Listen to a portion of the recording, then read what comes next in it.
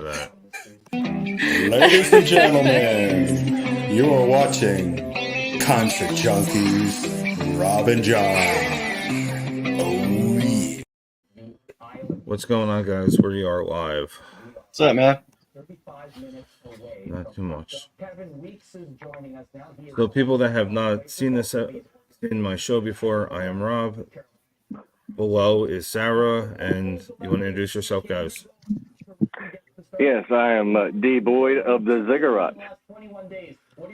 Matt Waldenville. Steve Hammond. Stripped Honest, drums.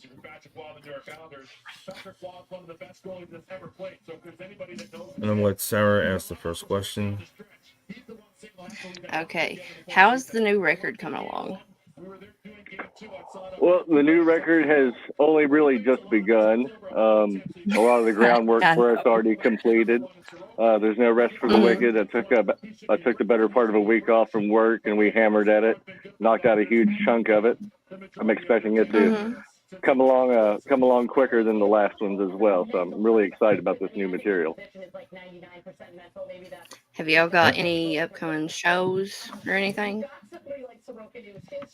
Yeah, we're playing at the Milk Parlor with Angel Massacre, Sever the Wicked, and Chode on May 25th. Super excited to have Angel Massacre back up here. Love those guys. Think they do a great work with their stage presence and their whole aesthetic. And then we have one coming up at Garrett Farms. I believe it's on June 8th, I believe. That's everything lined up right now currently.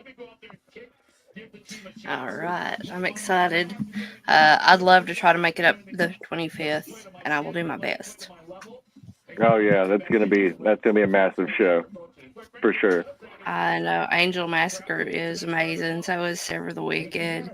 I had heard Terra Firma talking about they was touring with them when we did Terra Festa, or they was going to be doing a show with them. They're good guys amazing. too. So how many songs do you think is going to be on the new record? And we aimed for 6, but it looks like it could be as many as 9. Okay. Yeah. We've been redoing our classic albums, with modern technology for a better production, and we've already released the first 2, Hymns of the Cthulhu Mythos and Confrontation with the Disciples of the Shadow Walker, and now we're going to the album The Plague of the Pallid Mask, which was really our highlight and breakout album that we did back in 2008. It really put us, on the Lovecraftian map, and people started to actually take notice of us. So we're taking extra care with this album, but it's such familiar material that I feel like it's progressing quickly, and it's going to be angry and immense this time. Is there any mythos you're swinging towards on this new one? Oh yeah, This whole album is completely H.P. Lovecraft. Every other album we do is completely dedicated to H.P. Lovecraft, and this one's based on the Yellow Sign and original ideas to incorporate into the Lovecraftian universe as well. So yeah, it's one of our classic Lovecraftian albums. It's going to be completely redone, over the top. I hope it's going to turn out great. I'm excited. Oh yeah. I was just listening to Eoff before I hopped on here.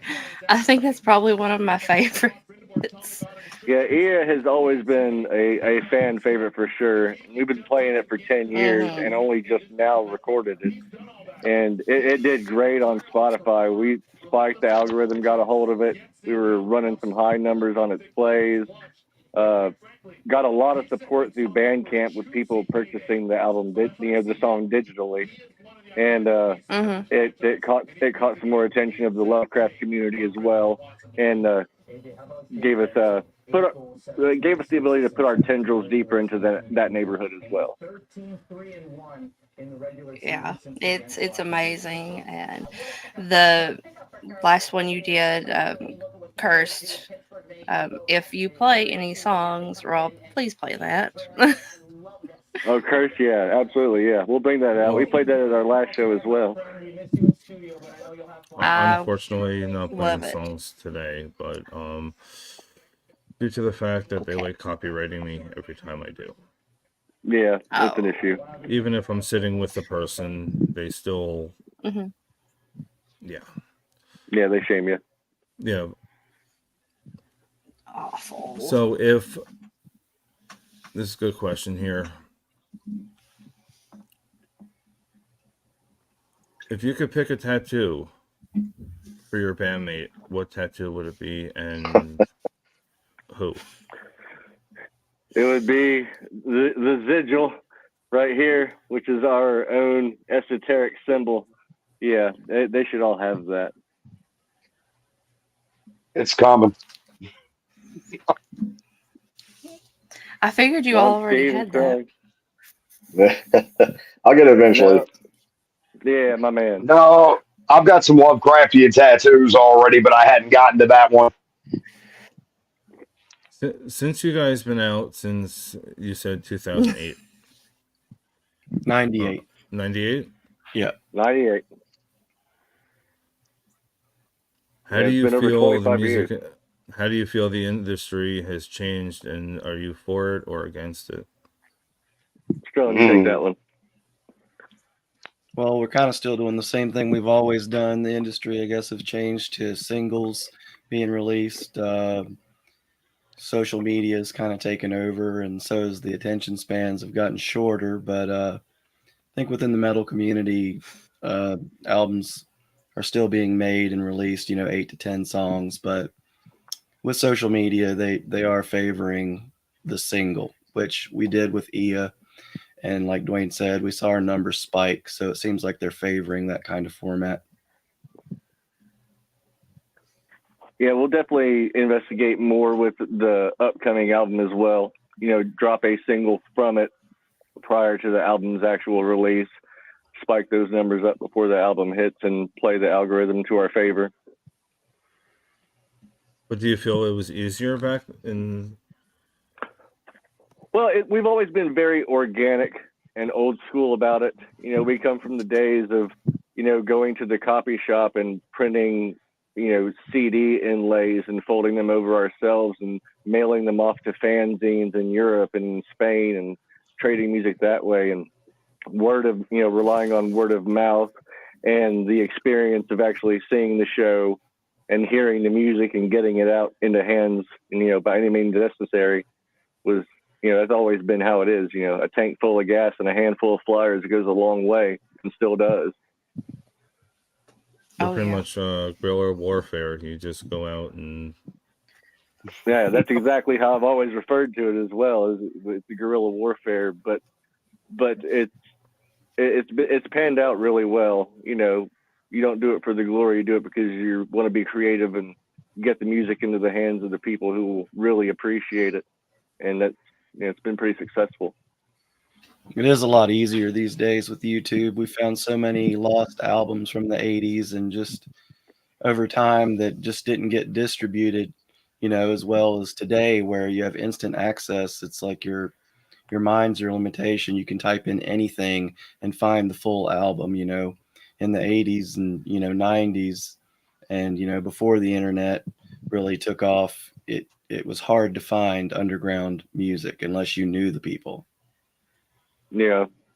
And now some of these bands that we used to see and hear of coming to Roanoke and Blacksburg and, in smaller but fairly large venues, and you thought they were just lost to the sands of time. And now because of Spotify, you're able to type it in on the random chance they put their music on there. And there it is again. They're continuing to do things all these years later. It's fantastic to get back and find them. And we find ourselves in that same situation, being around for so long. And now with the advent of ease of access for music, everyone's being able to find us again. And, old relationships I didn't know were there. We get emails and messages from people who've been around since the beginning. It's awesome. From a creator standpoint, I'd say that it's kind of a double-edged sword or a necessary evil. You can go a lot further on social media with the proper knowledge and promotion without than you could through word of mouth and things like that. But on the same hand, there was like a different sense of like I don't know, so a different sense of community and personal achievement and the footwork that was involved in doing it the old school way. Yeah. Yeah, you bleed it. Yeah, you have to get out there and grind for it. Do you think posting every day is a good thing or a bad thing? Like, is it going to help or destroy what you started? Posting every day is fine. There's nothing wrong with it, but I don't like posting unless I have something to say. You know, if there's actually something of value in that post, rather than just generating and replicating dry posts just to stay in, you know, in someone's visual track. I try to make every post count and be honest with the fans at all times with what we're doing and, you know, keeping it real.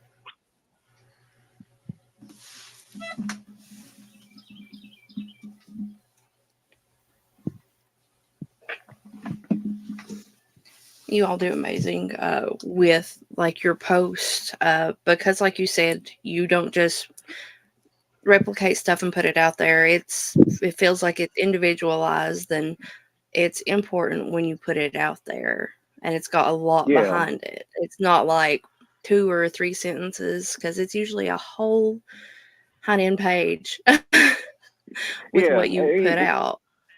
Yeah, we do the standard, you know, upcoming show flyers, but you can't post that same flyer every day for 45 days until the show. So, you know, I mean, I generally post every 2 to 3 days, I would say, sometimes every day, but just when there's something that's of value to share with the fans and engage with the fans. I don't feel like flooding people's news feeds is the way to do it. I like to keep it kind and friendly. I mean, stay relevant. I think every 3 to 5 days, you know, once a week, if you have something to say, you're not really just, you know, posting for attention. If you have something to say, go ahead and say it, but stay relevant. Yeah. I mean, if we were doing a tour and we had 10 days back to back to back, yeah, I'd be posting all 10 days and leading up to it. You know, I'd be filling the feed at that point. But, you know, when we post something, you know, I want people to know that that's something they should stop and notice. Like, oh, they actually had something to say. You know, what's going on here? Oh, new album. Awesome. That seems to be the case anymore nowadays. I've spent a year and a half of recording albums, so it's just another album, another album, another album. I'm always excited. Anytime that you mention you have something new coming up, I'm just like, can't wait. No, we always have something in the works. It's just a matter of whether or not we've gotten to that particular thing yet. Yeah. Since I've known you guys, you all have happening. Yeah, that's what I was about to say. Since I've known you guys last year, you've always had something small in the works. Yeah, it doesn't have to be big, but it's on. Yeah. Well, Ia was a solid prime example of always having something in the works. As Dwayne mentioned, we've been playing it for 10 years before we ever recorded it. What finally pushed us to record it was the fact that we had been getting asked for long enough, where can I go listen to this? At a show. So we finally broke down and put it out there. That's when you reply at a show. Yeah. For a long time, that's the only way. I mean, you want to hear it, record it at a show. The majority of people that were asking were people that saw us play it at shows multiple times over and wanted to be able to take it home with them. Yeah, I had people coming up to me after we play. Yeah, I had people coming up to me after we would play, and they would have their phone out, and they would play a clip and shove it in my face and like, where can I go listen to this song? And I was like, we haven't recorded it yet. And that probably happened to me, I don't know, a handful of times for sure. Yeah, I looked and I looked for it, and I asked Dwayne, and he's like, it ain't out on anything. Yeah. And so when you all made the announcement, I was so happy. Yeah, that's an unfortunate side of things. That's the dark side of the Zig, is that things happen at awkward times and weird times, and that it only comes to fruition if the stars align. You know, life's crazy sometimes, but you manage to keep chugging along and took 10 years to record it, but it's finally recorded, so there it is now. And it's done Do so you got- well. Do you guys feel that you need the high-end equipment to be successful in the music industry? I don't. No. Guerrilla warfare. Yeah, guerrilla warfare, whatever's on hand and works. Absolutely. Now, personally, I have what I guess would consider high end gear that's a consistent part of my live rig, but I don't feel like it's necessary to do what you do. I only have it because I like what tone and sound I get out of it. And also, it took me most of my life to be able to even afford it. Yeah. Steve's got some pretty nice basses on deck as well. So if money was not an issue, who would you bring on tour with you? Who would you bring on tour with you? King Diamond. King Diamond. That's what I was about to say. King Diamond. Sterling, you got an oddball pick for that, or you agree? I would agree. You know, any of the forefathers. Absolutely. Yeah, Priest, Maiden, but for me, King Diamond. Now he's always been the driving force behind my writing style, my inspiration. You know, making every song a story, making everything horror related. Now with the new recordings, I have the opportunity to add in, sound effects and proper, light keyboard padding in places to overemphasize the atmosphere and really experiment with how it's presented to truly make it not just a death metal song or, a Beer and Satan metal song, but something that's substantive and has a lot of thought and presentation to it. That's why I love your music so much. It's not just a song, it's a story. And you can follow on the CD and you kind of see how things do line up on each album. Oh, yeah. But, Do you like put I said, things in Curse order? is my... You Do don't I put things in order? do you? No, I'm saying Well, on the CD or Like as a story chronologically, like do we order the tracks to tell the story? No, like one each track is Each song should different story. Yeah. Not to say that we don't have songs that are related to each other in terms of subject matter, but we usually don't put them right behind each other on the same album. okay. Yeah, Yeah, I have. like There's one song on every album that is related to each other, but people need to figure out which ones that is on their, which ones that are, those are on their own. But overall, each song is an individual story, an individual instance, like Twilight Zone episodes or describing a Lovecraftian character. But our album, Beyond the Threshold of Reality, was a cohesive story from beginning to end based on the Night's Dawn trilogy by Peter F. Hamilton. It was a loose adaptation of the story's subject matter, not necessarily the storyline, but the subject matter laid out in chronological order. That was a pretty dream big moment. it was good. Dead or alive, you can ask one question to a musician.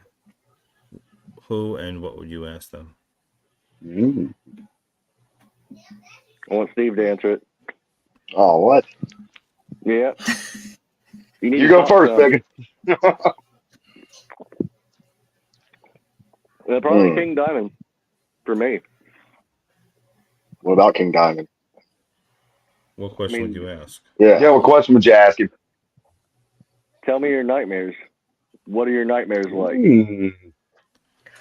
That's a fun one. Yeah, I write mine because of my nightmares. Lovecraft wrote because of his nightmares. I want to know what King Diamond, his nightmares are. Wow, I've never heard that before. That's good. Yeah. I'd probably ask Frost about his drumming technique, honestly. What particular technique? Well, his blast beats and his double bass and just his stamina and dexterity and just his technique. Yeah. I would want to ask any member of Iron Maiden how they ever played in front of 200,000 people and didn't fall over dead from fright. I think I'd ask. I think I'd ask Gay Lee and Rush why they quit playing. If what's his name hadn't died. Yeah. Yeah. Oh, Neil Peart, R.I.P. Neil, yeah. Uh huh. What would be your dream lineup on a tour? Like 4 bands and you. Dead or alive? Any one of y'all answer this, I swear to God, we'll be able to agree on it. Yeah, I mean, our classic answer is going to be Judas Priest, King Diamond, Iron Maiden, and us. But I would also like to play one day, if I had my option, I'd like to play with Pyrogenesis as well. I've been a huge fan of them since I was a teenager, and I love everything they do in their style. I would love to play with them and Dream Theater, for that matter. But Yes. Pyrogenesis deserves some love. Interesting pick. I agree with the first 3.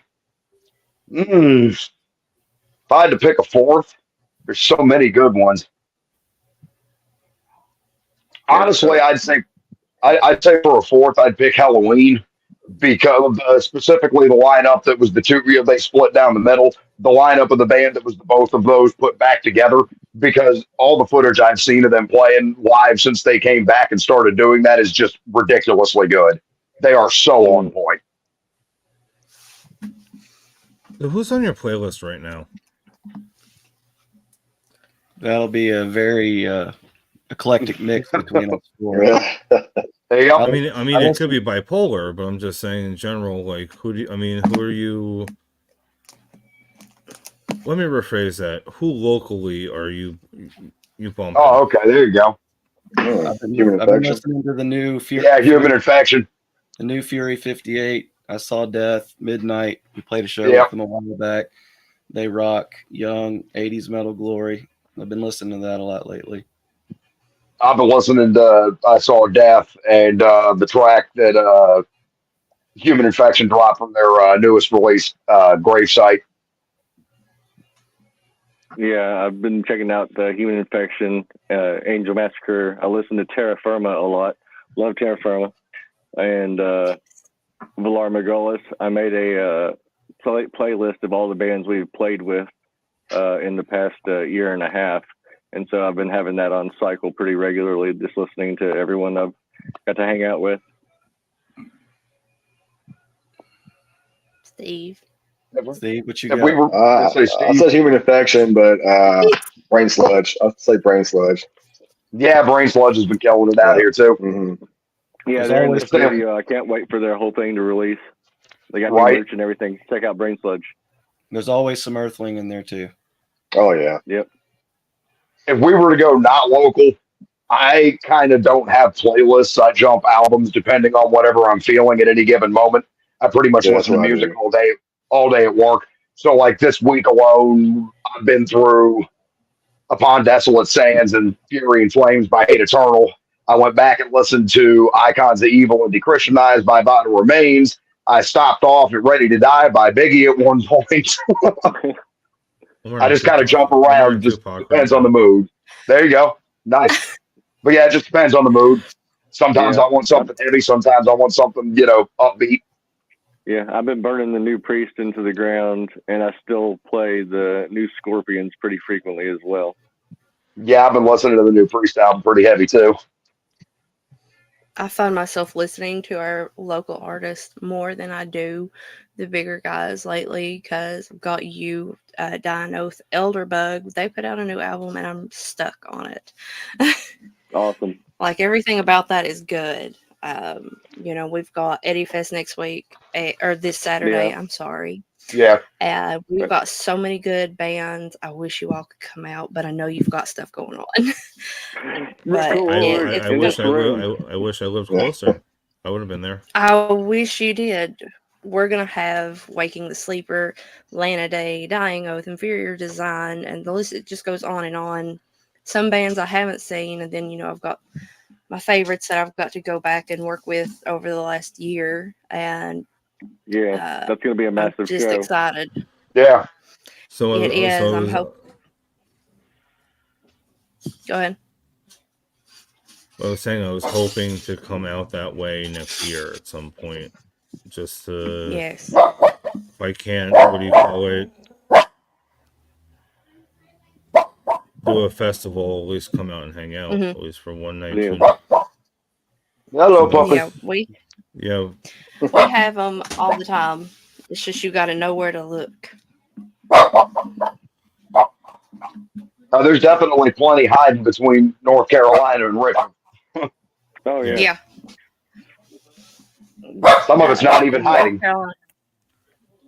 No, my brother-in-law's got a Max. band down in South Carolina, and they're called Sidetracks, and they have this side thing. They do Axl Rose and like an Axl Rose tribute band, and they're about to play a stadium.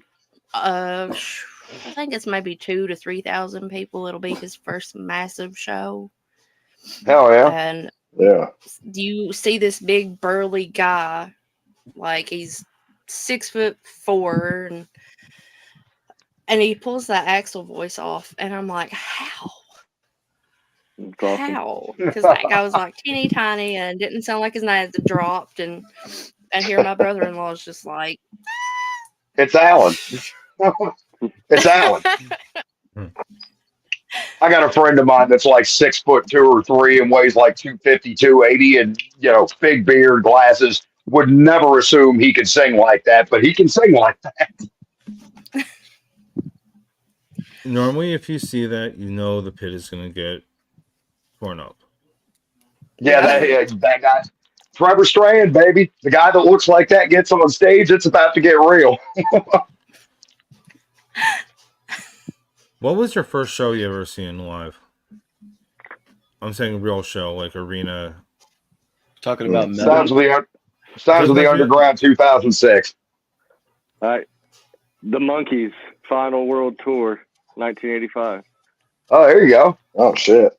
Wow. That's why. Actually, I take that back. It was Sister Hazel and Chumbawamba at Atlanta Olympic Park. Chumbawamba. I wasn't It expecting was a free concert. If I you're wasn't talking, expecting Chumbawamba. if you're Me talking and my metal, brother, it'd the be, Monkees. yeah. If it's metal, it'd be Metallica Black Album, Yeah. Roanoke Civic Center. Yeah, Yeah, if I it's think my metal, first- then I stick to what I said. My first one was unfortunately Kid Rock and Buck Cherry, but I was 11 years old, so you're Like I So- said, Chumbawamba, man. yeah. So One of the first things live I ever saw was I Get Knocked Down. I mean, come on. So we my can't first make show, all of our first ones good. my first show was the first Family Value store. Never heard. That's a good one. The big one. Yeah. It was Korn, Limp Bizkit, Rob Stein, Ice Cube, Orgy, and there had to be somebody else. I don't remember. I mean, I would have to look. I don't. But that was the main. Oh, yeah, I think that was it. Yeah, it's prime era. Yeah, I was going to say, it's unknowingly, the sounds of the underground I went to was my first metal concert was the same way. It was Behemoth, Guar, Cannibal Corpse, High on Fire, and like all those guys were on high watermark albums at that point. Cannibal Corpse just came back from a 10-year hiatus with Kill.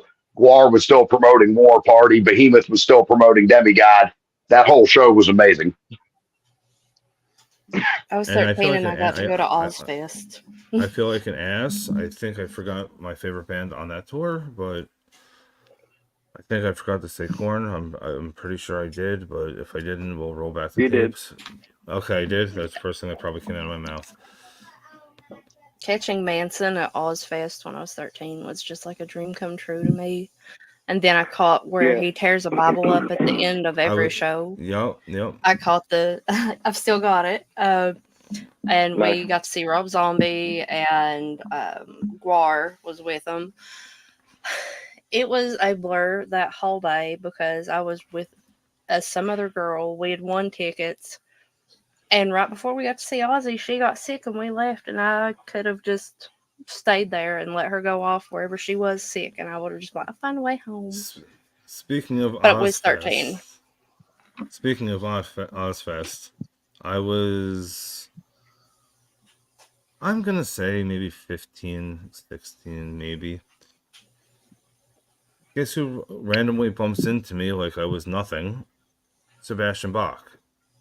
Oh yeah. So we're by the VIP area. That's because we were given tickets by Roadkill.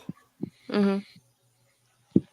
I don't even know if they're still a thing, but Roadkill gave us tickets to go. Yeah, so I'm like literally shouldered me and like I was nothing. So to this day, that I will never support anything he does. Oh. I heard he can be a dick, but my sister loves him. That seems to be a typical thing of phenomenally talented 80s singers. Assholes. Yeah, I mean, like, not all of them, but Oh my god, I had brain fog and I had something I was going to say. Oh, Motley, what's his name? Vince Neil Yeah. at Blue Ridge. Awful.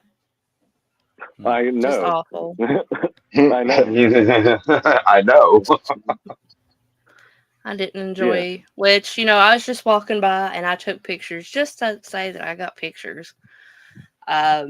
The But I pictures are stood good. around The performance was probably awful. It was so bad, and I sent him to my father-in-law, and he's like, "How was he?" I'm like, "He did too much coke." Yeah. It was so Again. yeah. Okay, as a patron, have you ever walked out of a concert? It was like that. I mean, No. I'm gonna leave that one alone. Nothing I've paid for. No. Yeah. Yeah, I'll agree with that. Yeah. I walked out when Slayer came on, but I think I was just too drunk and ready to go fuck home. So. It's funny, the one that I we stayed walked for a out couple of. songs, but I'd say it's funny, the one I walked out of, Slayer was playing too. I just didn't walk out on them. right, yeah, it wasn't because of them. I was just, I was there. Yeah, no, I got you. You had seen your limit. Yeah, it happens. I mean, I have. I literally mid-set, I walked out of Hoobastank and I hung out with Blindside. One of the openers. I mean, yeah. One of the openers. Like I went to. It's when they first came out. Their stage presence was garbage. I walked out. Yeah. I saw Hoobastank when I was 14 or 15 with like Nickelback and Chevelle and Buck Cherry. They were good. Buck Cherry, okay. The other two. Okay, I love Chevelle and I do love Nickelback. I know. Leave me alone. I grew up with it. Okay? No, I'm 32. I can't leave you alone on this one. Sorry, honey.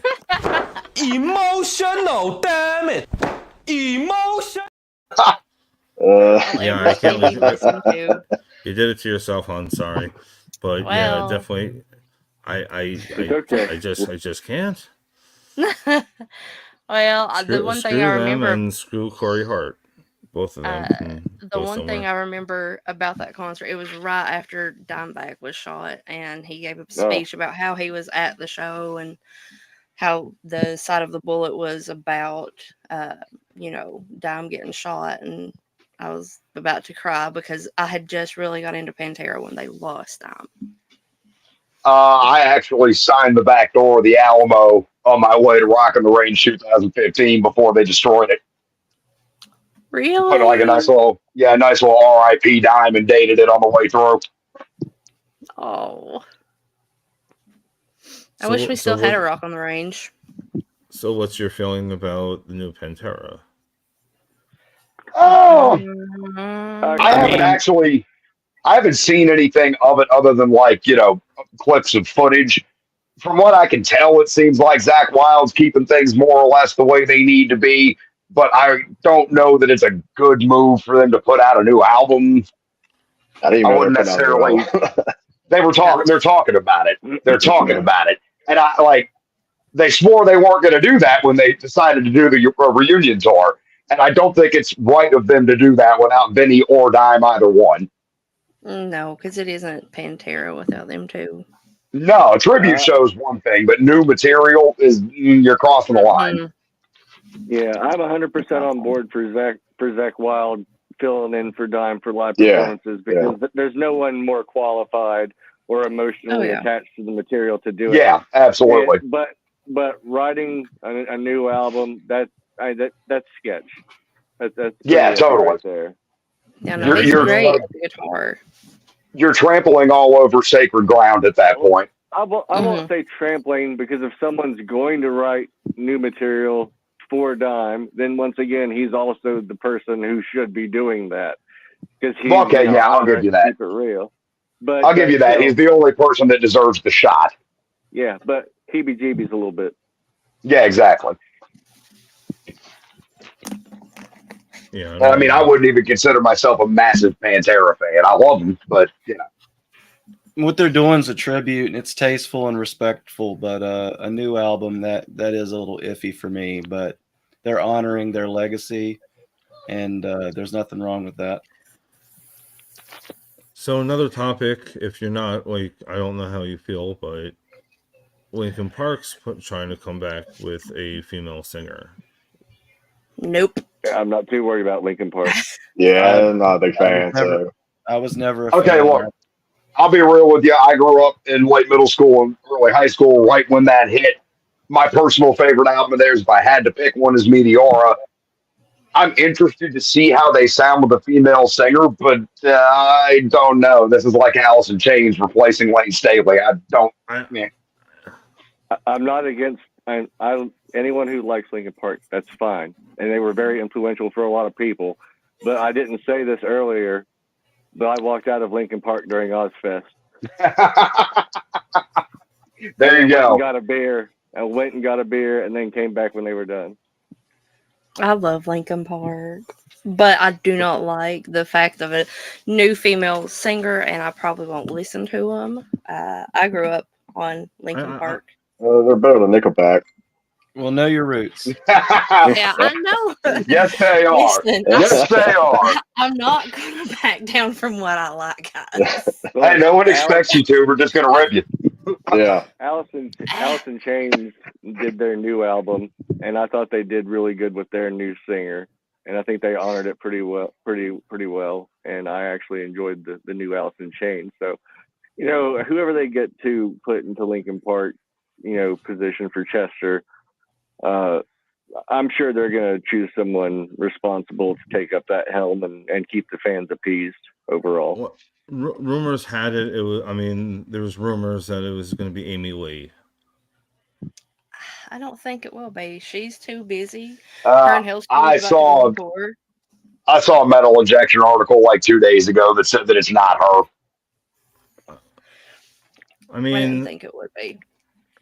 Honestly, whoever they decide to put in, it should be, what do you call it?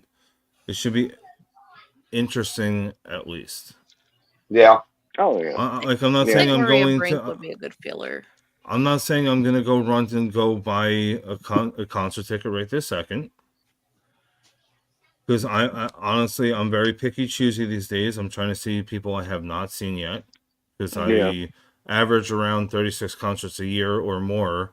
I mean, for the buck and everything, I want to see people that have that new experience. Haven't experienced, or a bucket list item that I haven't got to knock off. Like there's, I mean, there's a few bands that I would like to see before it's too late. You'll get it. I mean, go get it. Anything could happen.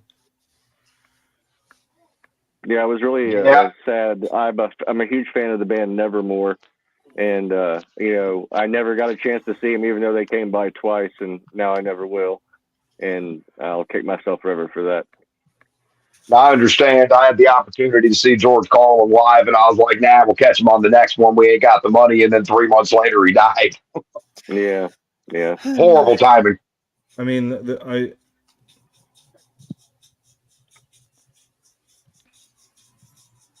want to. I mean, I never really miss Korn. Korn's playing with Gojira and Spirit Box. Yeah. But $100 for pretty much nosebleeds, I can't fathom doing it. No, you can't justify No. prices nowadays. Go see a local show. I literally can. I mean, there might be a chance that I'm gonna go, but it's not till September. See how I feel when that time comes around. Yeah, still a huge But like investment. $100 for freaking.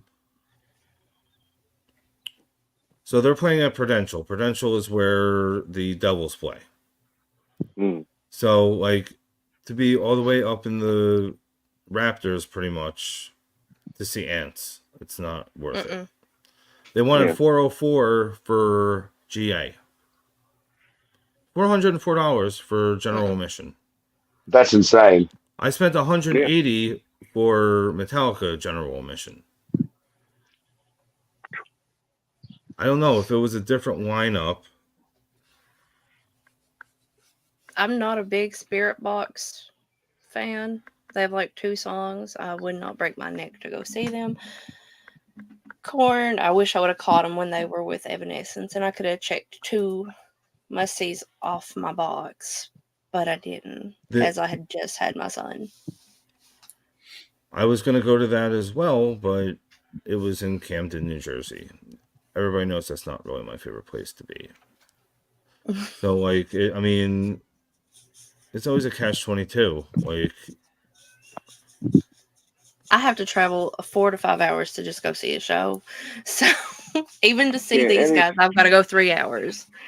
Yeah, any show worth going to, you're at least reaching 3 to 5 hours. Mm-hmm.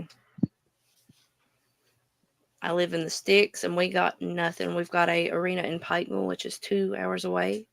And I went and saw Motionless in White and Ice Nine Kills. That was a great show until Black Veil Brides came on. Oof. Well, oof. Like, what is the weirdest lineup that you've seen that you're like, this shouldn't be? The weirdest lineup. Let me tell you, Terra Festa last year. That's what. That was a giant schizo mixed bag. Like, that was bipolar, is what it was. It was awesome. It was a metal band, and then it was a band that was like experimental funk, and then it was a metal band, and then it was, straight acid indulgence, freestyle.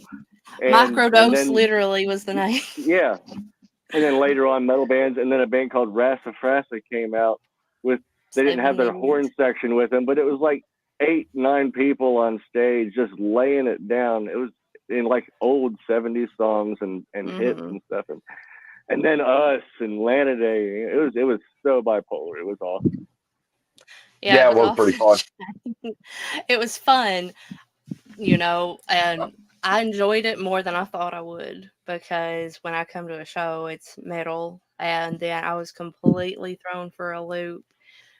But like Lost in Space Camp. Yeah, those guys were great. Those guys were great. Oh my God. I love nothing like what we listened to, but they did a good job. That was a fun show. It was so fun.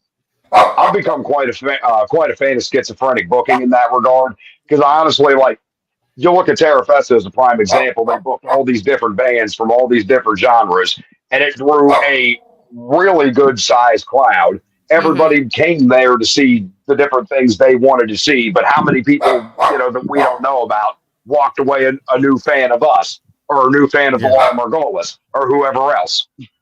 Yeah. You never know what you're going to get in an instance. You never know what you get in an instance like that. It makes new fans out of everybody. Yeah. Yeah, it was a good show, and I hope they do it again this year. Yeah, me too. I really loved it. I wish I lived closer, but I'm going to try to make more Milk Parlor shows this year, because we don't have Helheim for shows in Withville anymore. Yeah, that was probably a good, kind of halfway point for you. It was, and things like Eddie Fest It's in the same neck of the woods. It's an hour and a half from my house, That's but better.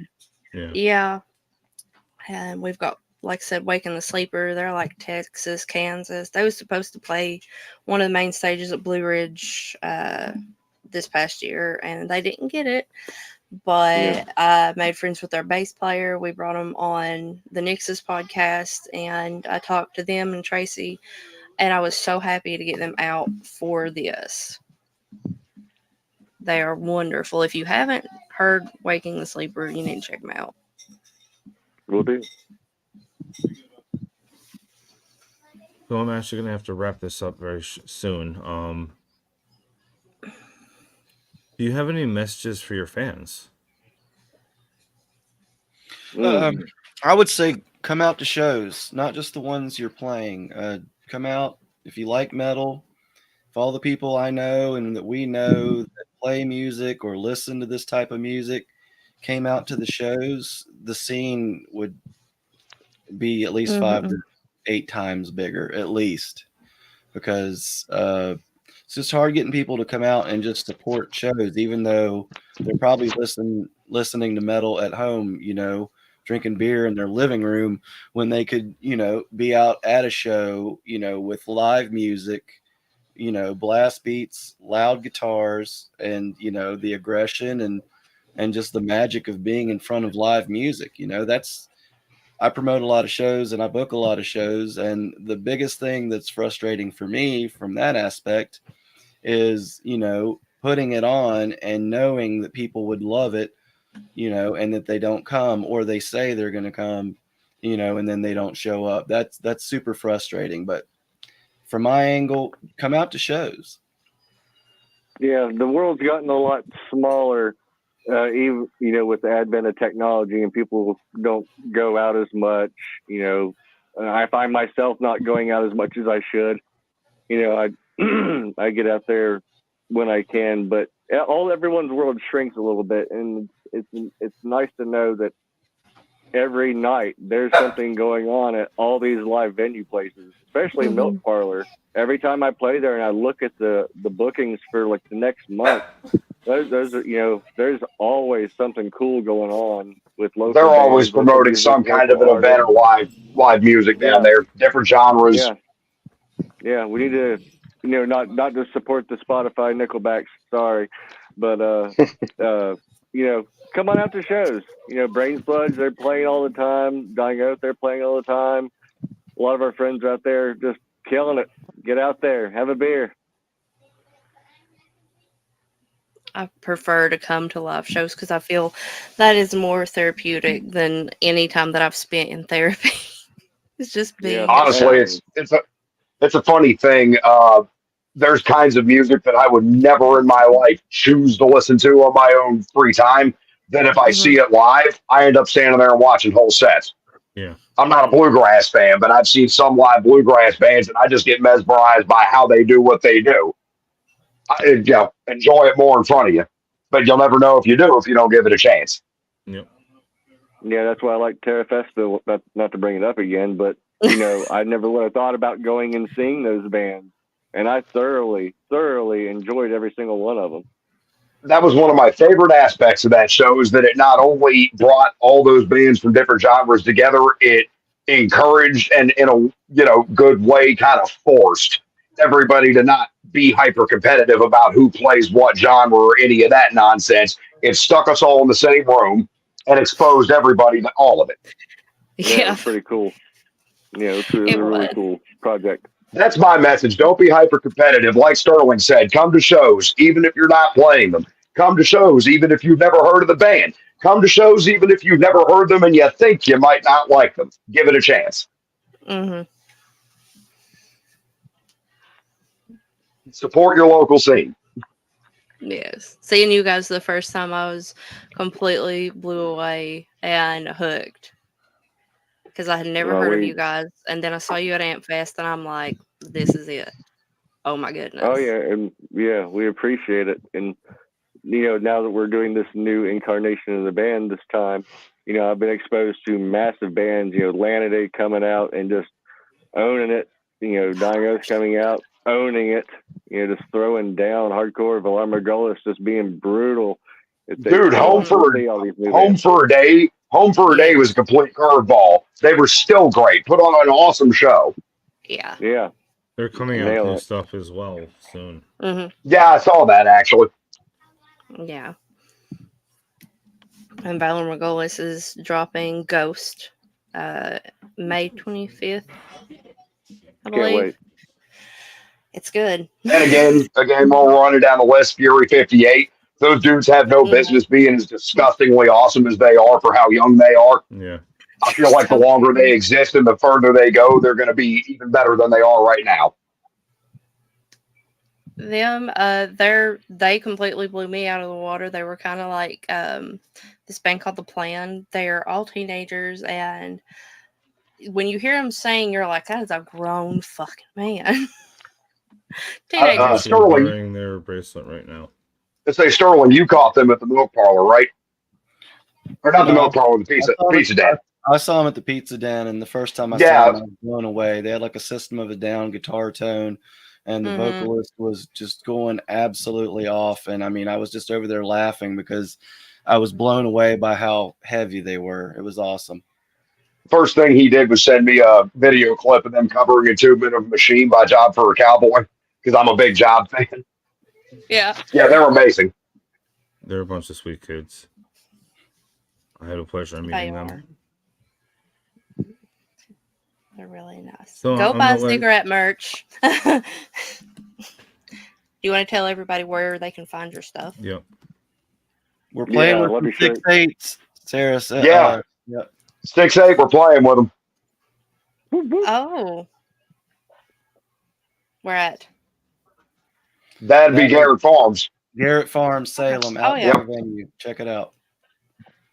Yeah, awesome stage, open, fit tons of people. Need to pack that place out. Thank you. But yeah, tell everybody where they can go find your merch. Yeah, they shows. Go to our band, shows. Yeah, go to Bandcamp. Come to a show. So yeah, come to a show. Go to our Bandcamp site. You can find all of our merch there that's currently available. We're always making new merch. Always something in the works. You'll never get bored. Or, you see any given one of us in the course of your day or your week and you're around here, and, any of us be happy to hook you up with something, just ask. Yes, this shirt is amazing. Yeah, I love it. That's our 25-year shirt. If you live abroad, so we will much ship for it to your door. Anywhere. Yes, we will. We will ship anywhere. We love fans all over the world.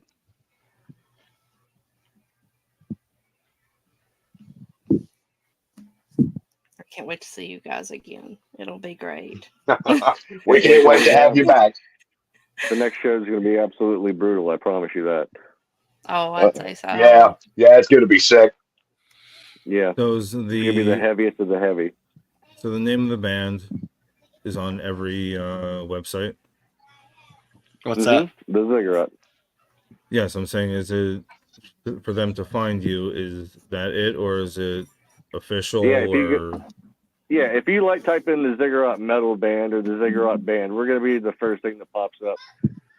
Like anyone who uses Bandcamp, check out the Ziggurat. We'll come right up. Spotify, look for the scary looking symbols that look like Lovecraft infected your nightmares. All right, I would like to thank you all for coming. Thanks for having us. Just a reminder, this is on Facebook, YouTube, and Twitch. Twitch is just Concert Rob. And have a great night, guys. Thanks, man. You too. Guys. See ya. Bye, Sarah. Bye. See ya.